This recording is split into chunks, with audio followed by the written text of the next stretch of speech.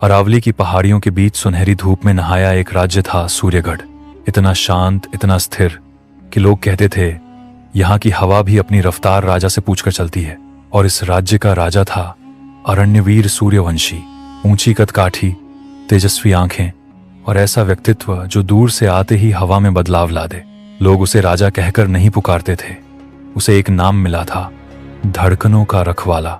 क्योंकि अरण्यवीर की एक अद्भुत आदत थी, वह रात को अपने महल में नहीं सोता था। हर रात जब पूरा राज्य सो जाता तब राजा अकेला निकल पड़ता, घोड़े पर, चांद की रोशनी के साथ। तेज कपड़े, भारी सेना, शाही सुरक्षा कुछ नहीं, बस एक भाला, एक चादर और उसके कदमों की चुपचाप चलने की आदत।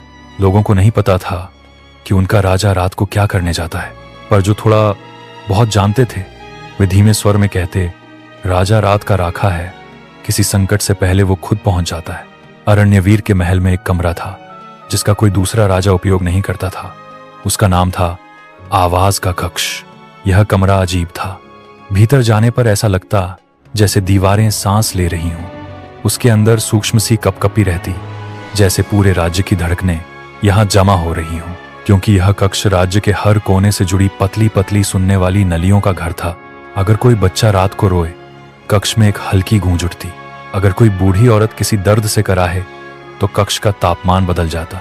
अगर कोई सैनिक दूर सीमा पर घायल हो जाए तो यहां दीवारें हल्का सा कांप उठती।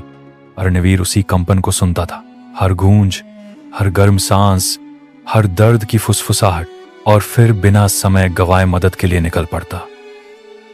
यही कारण था कि राजा दिखाई कम देता, पर हर मुश्किल घड़ी में सबसे पहले वही पहुंचता। लेकिन एक रात कुछ अनोखा हुआ। आवाज के कक्ष में अचानक खामोशी छा गई। पूरा कमरा, जो हमेशा धीमी गूंज से भरा रहता था, अचानक शांत हो गया। इतना शांत कि जैसे किसी ने पूरे राज्य की आवाजें खींचकर निकाल ली हों। अरण्यवीर ने धड़कनें सुनी, पर इस बार दीवारों के भीतर से कोई शिकायत नहीं आई, कोई चीत्कार नहीं, यहां तक कि हवा की हल्की धड़कन भी नहीं। राजा समझ गया ये सिर्फ कोई संकट नहीं बल्कि अशुभ संकेत था। और अगले 3 दिनों में राज्य में अजीब घटनाएं होने लगीं। कुएं का पानी अचानक ठंडा हो जाता, फसलों पर सुबह सुबह राख जैसी परत बैठ जाती, और सबसे विचित्र, लोग अपनी आवाज सा सुन नहीं पाते थे। शब्द बोलते, पर लगता जैसे हवा निगल गई हो। राजा ने इसे जादू नहीं माना, बल्कि कहा, जो दिखाई नहीं देता वही सबसे अधिक वास्तविक होता है। और वह निकल पड़ा इस सन्नाटे की वजह तलाशने। अरण्यवीर अपने 3 विश्वसनीय साथियों के साथ जंगल की ओर बढ़ा। जंगल में प्रवेश करते ही उनके घोड़ों ने रुककर पीछे कदम खींचे। पत्ते हिल रहे थे पर आवाज नहीं, पेड़ झूम रहे थे पर सरसराहट नहीं। यह जंगल बहिरा नहीं था, जैसे किसी ने इसकी आवाज चुरा ली हो। राजा ने कहा, जहां आवाज गायब हो वहां जीवन खतरे में होता है। उसी रात उन्होंने एक बूढ़े साधु को देखा जो पेड़ के नीचे बिना टिके बैठा था। साधु की आंखों में भय था। उसने धीमी आवाज में कहा, राजा, सन्नाटा सिर्फ सन्नाटा नहीं है, यह किसी का पेट है जो आवाजों को निगल रहा है। राजा ने पूछा, कौन है वो? साधु ने कांपते स्वर में उत्तर दिया, अथाह दुर्ग का निवासिनी निशब्द। और फिर साधु वहीं बेहोश हो गया। अथाह दुर्ग एक पुराना किला था जो सदियों से वीरान था। कहा जाता था कि वहां एक ऐसी शक्ति रहती है जिसे आवाजों से नफरत है। वो हर खुशियों की आवाज, हर हंसी, हर कदम की थाप, हर धड़कन की गति को निचोड़कर ऊर्जा बनाती है।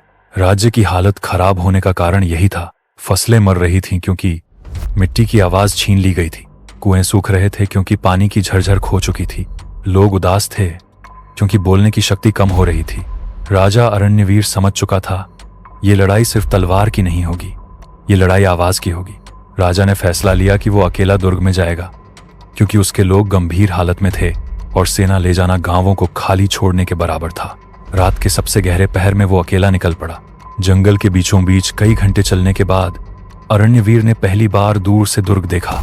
वो विशाल था, पर डराने वाला नहीं, बल्कि खामोशी से भरा हुआ, जैसे हवा उसके भीतर घुसकर मर जाती हो। और जैसे जैसे राजा पास गया, उसकी अपनी हार्ट बीट धीमी होने लगी। ऐसा लगा जैसे कोई अदृश्य हाथ उसके आस पास की आवाजों को खींचता जा रहा है। लेकिन अरण्यवीर नहीं रुका। दुर्ग के अंदर राजा ने कुछ अजीब देखा। दीवारों पर किसी तरह के उभरे हुए निशान थे, जैसे किसी ने कराहों को पत्थर पर उकेर दिया हो। एक कमरे में लोगों की आवाजें पतली धुंध जैसी हवा में कैद थीं। कहीं किसी माँ की पुकार, कहीं किसी बच्चे की हंसी, कहीं किसी सैनिक की गर्जना, सब जमी हुई। और तब राजा को लगा यहाँ हर आवाज पीड़ा में पड़ी है। दुर्ग के बीचों बीच एक विशाल कक्ष था, जहां एक व्यक्ति खड़ा था, लंबा, काला, चेहरा ढका हुआ। वही था निशब्द। निशब्द ने बिना सिर उठाए कहा, तुम बहुत देर से आए अरण्यवीर। तुम्हारे राज्य की 80% आवाजें मैं खा चुका हूं। राजा ने तलवार उठाई। तुम्हारी लड़ाई मुझसे नहीं, मेरे लोगों की उम्मीद से है।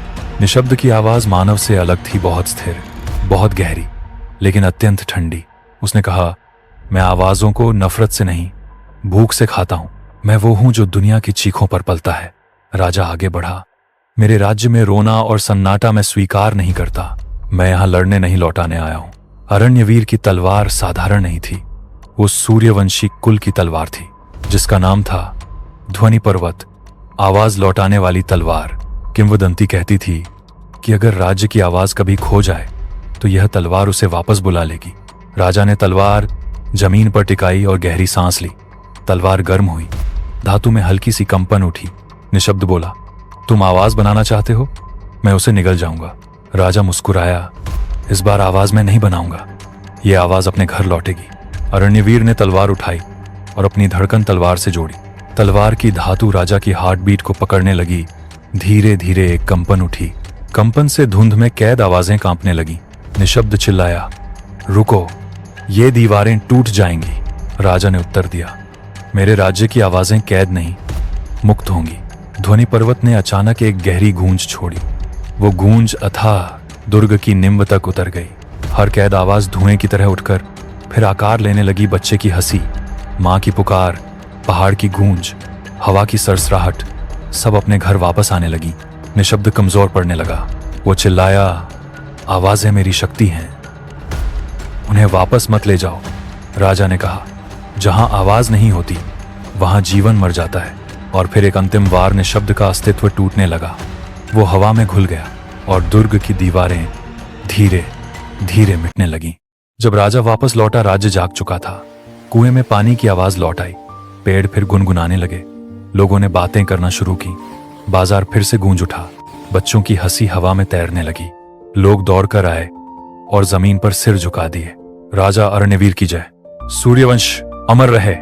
राजा ने हाथ उठाकर कहा, मैंने कुछ नहीं किया, आवाजें तुम्हारी थीं, मैंने तो बस उन्हें घर लौटने का रास्ता दिखाया।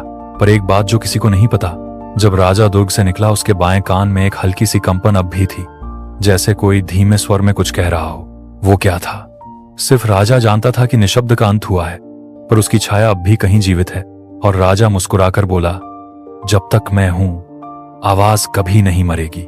और इस तरह एक राजा सिर्फ शासन नहीं करता, वो अपने राज्य की सांसें भी बचाता है। Thanks for watching. Please like and subscribe.